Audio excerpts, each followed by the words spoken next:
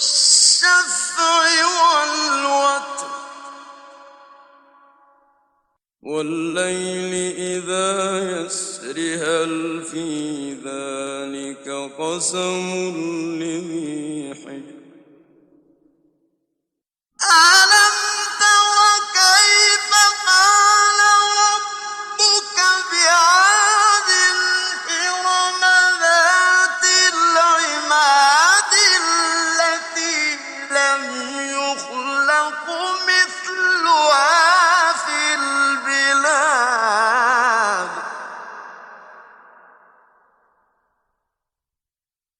وَثَمُودَ الَّذِينَ جَابُوا الصَّخْرَ بِالْوَادِ وَفِرْعَوْنَ ذِي الْأَوْتَادِ الَّذِينَ طَغَوْا فِي الْبِلَادِ فَأَكْثَرُوا فِيهَا الْفَسَادَ فَصَبَّ عَلَيْهِمْ رَبُّكَ سَوْطَ عَذَابٍ إِنَّ رَبَّكَ لَبِالْمِرْصَادِ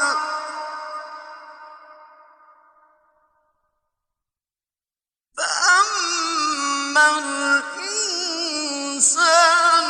إِذَا مَا ابْتَلَاهُ رَبُّهُ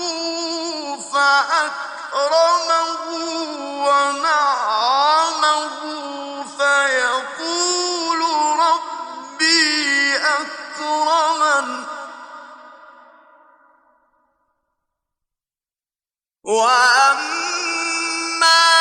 إِذَا مَا ابْتَلَاهُ فَقَدَرَ عَلَيْهِ رِزْقَهُ فَيَقُولُ رَبِّي أَهَانَنِ كَلَّا وَأَمَّا إِذَا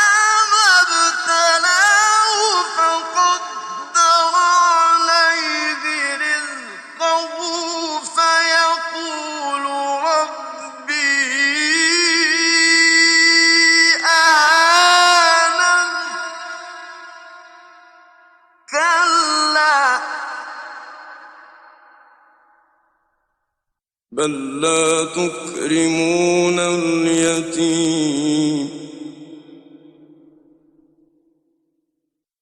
وَلَا تَحُضُّونَ عَلَىٰ طَعَامِ الْمِسْكِينِ وَتَأْكُلُونَ التُّرَاثَ أَكْلًا لَّمًّا وَتُحِبُّونَ الْمَالَ حُبًّا جَمًّا كَلَّا إِذَا دُكَّتِ الْأَرْضُ دَكًّا دَكًّا وَجَاءَ رَبُّكَ وَالْمَلَكُ صَفًّا صَفًّا وَجِيءَ يَوْمَئِذٍ بِجَهَنَّمَ يَوْمَئِذٍ يَتَذَكَّرُ الْإِنسَانُ وَأَنَّىٰ لَهُ الذِّكْرَىٰ يَقُولُ يَا لَيْتَنِي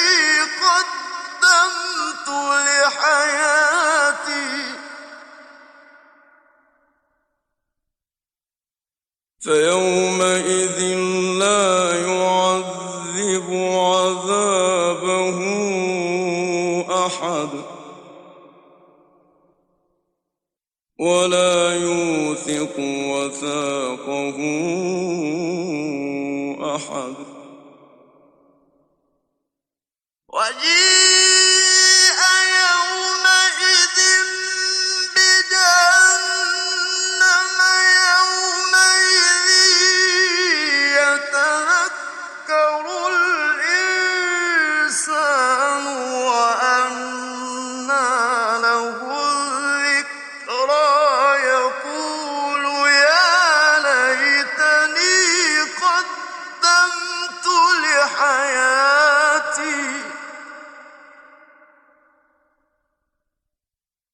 فيومئذ لا يعذب عذابه أحد ولا يوثق وثاقه أحد. يا أيتها النفس المطمئنة ارجعي إلى ربك راضية مرضية فادخلي في عبادي وادخلي جنتي.